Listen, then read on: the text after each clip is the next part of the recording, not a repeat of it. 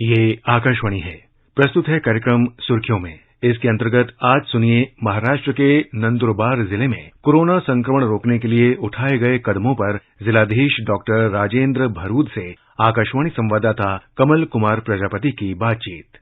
हम और पूरी दुनिया इस वक्त कोरोना संक्रमण के एक बहुत ही संवेदनशील दौर से गुजर रहे हैं और इस दौर में निश्चित रूप से हम सभी की जिम्मेदारियां हैं, लेकिन हमें जब ऐसे उदाहरण सुनने को मिलते हैं कि प्रशासन के स्तर पर अपनी पहल के माध्यम से लोगों को बेहतर स्वास्थ्य सुविधाएं दी जा रही हैं, तो उसमें महाराष्ट्र में नंदुरबार जिले का नाम आता है। नंदुरबार जिले में खास ये हुआ है कि कोरोना संक्रमण की दूसरी लहर से पूर्व ही वहां के जो डिस्ट्रिक्ट कलेक्टर हैं डॉक्टर राजेंद्र भरूद साहब, उन्होंने अनुमान लगा लिया कि ये लहर कितनी खतरनाक होने वाली है। इसके लिए उन्होंने पहले ही इंतजाम किए, चाहे वो मेडिकल ऑक्सीजन की पर्याप्त सुविधा हो, इसके अलावा अस्पतालों में बेड की सुविधा हो और इसके साथ साथ वैक्सीनेशन ड्राइव है उसको सफलतापूर्वक सुनियोजित तरीके से चलाया जाना हो। इन सभी को लेकर उन्होंने पुख्ता इंतजाम किए। तो सबसे पहले हम डॉक्टर राजेंद्र भरूद आपसे आपकी इस पूरी योजना के बारे में जानना चाहेंगे। बताएं कि इस बेहतर स्वास्थ्य सुविधा को आपने कैसे सुनिश्चित किया और कैसे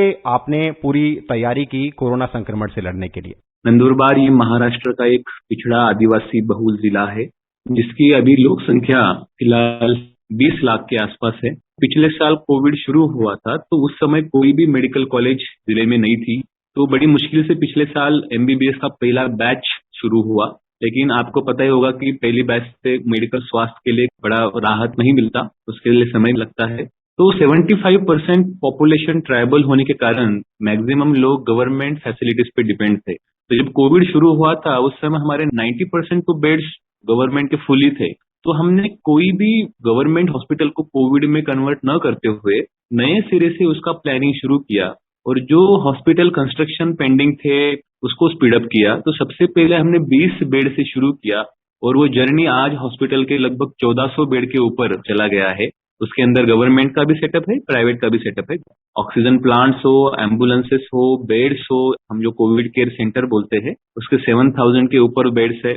ऑक्सीजन ICU वेंटिलेटर्स के जो बेड है वो अराउंड 1400 है, गवर्नमेंट प्लस प्राइवेट। और गवर्नमेंट के 3 प्लांट है ऑक्सीजन के, प्राइवेट के 3 प्लांट है। तो 6 PSA प्लांट काम कर रहे हैं। 20,000 लीटर का एक ऑक्सीजन बड़ा टैंक लगाया गया है। तो इसका मैं पूरा श्रेय हमारी जो टीम है, हेल्थ टीम, पुलिस टीम, नगर पालिका टीम। और सबसे बड़ी बात मैं आपके श्रोताओं को बोलना चाहूंगा, पिछले साल पहली वेव में हमारे जिले का पीक सिर्फ 190 आया था। उस समय हमने अपनी जो शील्ड थे वो नीचे न करते हुए और बड़े पैमाने पे रूरल हॉस्पिटल हो, SDH हो, PSCs हो, वहां से लेके हमने आइसोलेशन बेड बनाना, धर्मशाला, स्कूल, हॉस्टल्स, वहां पर ऑक्सीजन बेड बनाना, तो इसका माइक्रो प्लानिंग शुरू किया। और इस बार जो हमारा पीक आया था एक दिन का वो लगभग 1200 था। हमारा एक्टिव केसेस उस समय था सिर्फ 1300 के आसपास। इस बार लगभग 11 से 12,000 एक्टिव पेशेंट्स थे। लेकिन हमने एक पॉलिसी एडॉप्ट की थी कि किसी भी तरह से लोग ये होम आइसोलेशन में नहीं रह पाएंगे क्योंकि ट्राइबल घर छोटे रहते हैं। तो इसके कारण बड़े पैमाने पे इंस्टीट्यूशनलाइज क्वारंटाइन किया गया, रेलवे कोचेस बनाया गया, महिलाओं के लिए अलग से क्वारंटाइन हॉस्टल बनाया गया। उसका एक रिजल्ट अभी ऐसा मिला हमें कि 1200 पीक आने के बाद 2 हफ्ते में 1200 का 200 से 250 आ गया। और पिछले 15 दिन से हमारे पास जो फिगर्स आ रहे हैं हर दिन के, वो 100 के नीचे है। और अभी एक्टिव केसेज जो थे वो 12,000 से घटकर अभी 1500 तक आ गए हैं। डॉक्टर भरूद, निश्चित तौर पर ऐसे समय में 2 चीजें बड़ी महत्वपूर्ण हैं। एक तो पूर्व तैयारी, यानी जो संक्रमण की लहर है उससे पहले हम किस तरह से तैयार रहें, और दूसरी ये कि जो वर्तमान स्थिति बनती है उसको देखते हम योजना कैसे बनाएं। तो दोनों स्तरों पर आपने काम किया। आपसे मैं विशेष तौर पर ऑक्सीजन के बारे में जानना चाहूंगा, क्योंकि इस दूसरी लहर में हम देख रहे हैं कि कई राज्यों में ऑक्सीजन की लोगों के लिए बहुत मांग है। तो इसका आकलन आपने कैसे किया और कैसे इसकी पूर्ति की, इस बारे में हमारे श्रोताओं को बताएं। सबसे पहली बात मैं सभी श्रोताओं को बोलना चाहूंगा कि मेरा पढ़ाई जो है MBBS मेरा हुआ है मुंबई से, और MBBS ग्रेजुएट की तौर पे पेशेंट्स को ऑक्सीजन कैसा देना चाहिए, कितना देना चाहिए, और कोविड जैसी जो बीमारी है उस बीमारी में ऑक्सीजन का कितना महत्वपूर्ण रोल है, ये समझते हुए पिछले साल हमारे पास कोई भी लिक्विड प्लांट नहीं था और लिक्विड प्लांट की लागत काफी बड़ी रहती है। तो हमने PSA टेक्नोलॉजी का प्लांट, जो नेचुरल एयर में से nitrogen oxide, nitrogen dioxide, carbon dioxide, ये सब निकाल के प्योर कॉन्सेंट्रेटेड ऑक्सीजन 600 लीटर पर मिनट कितना दे सके, ऐसा पहला प्लांट पिछले साल सितंबर में बनवाया, दूसरे प्लांट के ऑर्डर जब हम देख रहे थे, ब्राजील अमेरिका में केसेस बढ़ रहे थे, तो उसके प्लांट की ऑर्डर फरवरी में दी और तीसरा प्लांट जैसे इंडिया में केस चालू हुआ तो मार्च में दी। ऐसे 3 प्लांट बने हैं और फिर हम थर्ड वेव के लिए 4 प्लांट का और ऑर्डर दिया है। तो हमारा प्लानिंग है कि हर ब्लॉक में, हर तहसील में अपना खुद का प्लांट हो, जिससे जो ऑक्सीजन का जो मूवमेंट होता है, लिक्विड ऑक्सीजन लाना दूर से पड़ता है, तो काफी बड़ा इशू होता है। और दूसरी बात, हमारा जो सिविल हॉस्पिटल जहां पर हमने 20 बेड से शुरुआत की थी, अभी वहां पर हमने 350 ऑक्सीजन बेड्स लगवा दिए हैं। जो मेन सेंटर है वहां पर 20,000 KL का प्लांट लगाया है। तो हमारे 2 स्ट्रैटेजी हम कर रहे हैं कि गवर्नमेंट का हर सेटअप को खुद का ऑक्सीजन प्लांट रहे, नंबर 1, और जो बड़े प्राइवेट हॉस्पिटल है जिसके 50 के ऊपर बेड्स है, उनके भी छोटे छोटे प्लांट हो। तो उसके कारण अभी 3 प्लांट प्राइवेट के हुए, 3 गवर्नमेंट के हुए हैं और गवर्नमेंट प्लांट हम 4 के ऑर्डर्स दिए हैं। वो भी मुझे आशा है कि अगले 15-20 दिन में लग जाएंगे। तो हम थर्ड वेव के लिए भी तैयारी अभी से शुरू कर रहे हैं। आपने जैसा कि बताया कि आपने जमीनी स्तर पर काम किया और माइक्रो लेवल पर पूरी तैयारी की, तो मुख्य धारा में भी हमें दिक्कत आ रही है कि लोगों को जागरूक करने में हमें बहुत कोशिशें करनी पड़ रही हैं, लेकिन जिस इलाके में आप काम कर रहे हैं वहां अधिकतर जनजातीय वर्ग रहता है। तो आपके क्षेत्र में संसाधनों को जुटाना कितना चुनौतीपूर्ण रहा और कैसे आपने जमीनी स्तर पर लोगों को जागरूक किया कोविड महामारी को लेकर? तो पूरी जो माइक्रो लेवल की व्यवस्था थी आपकी, जिसमें कि आप लोगों से जुड़े वहां के, इस बारे में हमारे श्रोताओं को बताएं। पहली बात तो ये है कि लोगों में पढ़ाई लिखाई कम है, तो थोड़ा सा लोग डरते हैं हॉस्पिटल में जाने के लिए।